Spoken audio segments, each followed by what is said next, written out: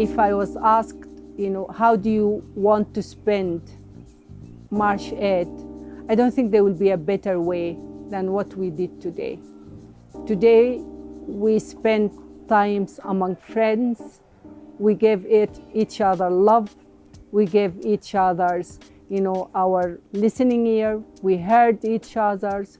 We had a lengthy conversation with the women leaders of the women cooperatives of Kampala market vendors.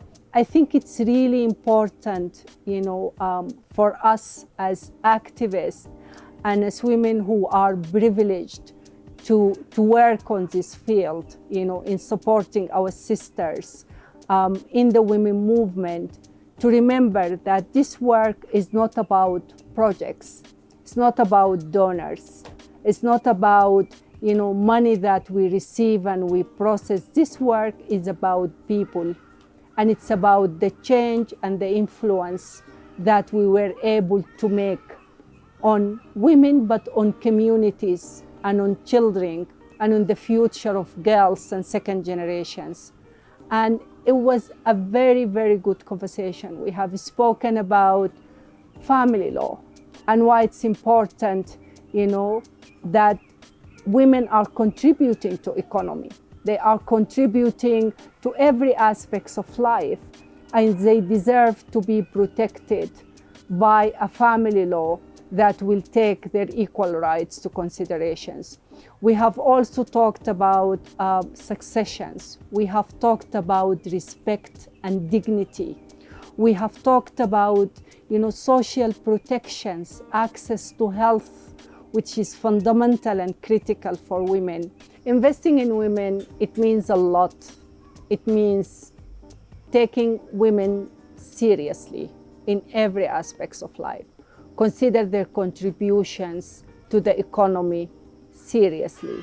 And I really invite you to listen, to our colleagues and our friends and what they have to say in this March 8th of 2024. As a women student vendors, we have suffered a lot. I need government to come in and stand with us to sensitize community on gender-based violence. Because we, women street vendors, now we have our cooperative. Women want to join, but their husband doesn't allow them to come. My call for action, in line with the theme for this year's International Women's Day celebration, is to call on all financial actors to provide financial literacy to the women so that they can be able to self-sustain and save and even make their businesses grow beyond what they already have. I would love to see the Parliament setting up a family law. We are seeing that women are suffering because of the lack of the family law. When we look at the women losing their husbands and the loss of property, people snatch their properties and they take them. So when we have that family law, women will be covered and their children. Okusinziira ku mulamwa ogw'omwaka guno ogw'okukuza olunaku lw'abakyala olw'ensi yonna, okusaba kwange kugenda eri gavumenti nga nsaba eyongere amaanyi mu bifo ebijjanjabibwamu gye tujjanjabibwa ng'amalwaliro, bayongereyo eddagala ebikozesebwa n'okutumbula ebifo ebyo bibeere birungi. Ensonga yange ey'okubiri egenda eri gavumenti ng'ekwata ku masomero. Amasomero ga gavumenti gali mu mbeera mbi nnyo. Abaana basomera mu mbeera mbi, kati nsaba gavumenti eyongere ebikozesebwa mu masomero ago, buli mwana asobole okuba nga asobola okusoma. Nze omulanga gwenkubira gavumenti eyongere okutumbula ebyenfuna y'eggwanga nga tuyita mu kutuyigiriza ebyemikono, okuyigiriza abaana abawala ebyokuluka, okutunga, okukola kutya. Ekirala gavumenti tusaba eteekewo obukiiko obunoonyereza nga butuukira ddala ku muntu wa wansi ng'abakozi, obutasasulwa mu budde, obutasasula ssente zaabwe nga ze baba bakoledde, n'ababa batulugunyizibwa mu maka g'abantu.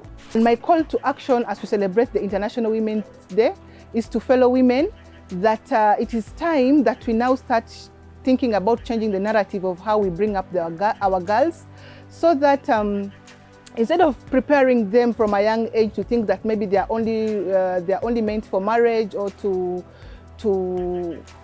serve men, it is high time that we widen that perspective and we allow them to think about themselves. And my call to action is for the government to invest in inclusive market structures, because the current traditional markets we have does not accommodate persons with disabilities. For example, there are no ramps for people who have disabilities who use wheelchairs to access these markets. I am so honored and delighted, and I look forward to continue collaborating with my sisters, the women leaders at the Kampala women market vendors, their ambitions, their intelligence, and their just ability, to rise up above all the pain of life and to act in an optimistic manners and to turn the simple things in lives, and just celebrate it and make a whole full life out of it. It's definitely a group of women that Uganda should be proud of them and hold them up very, very high.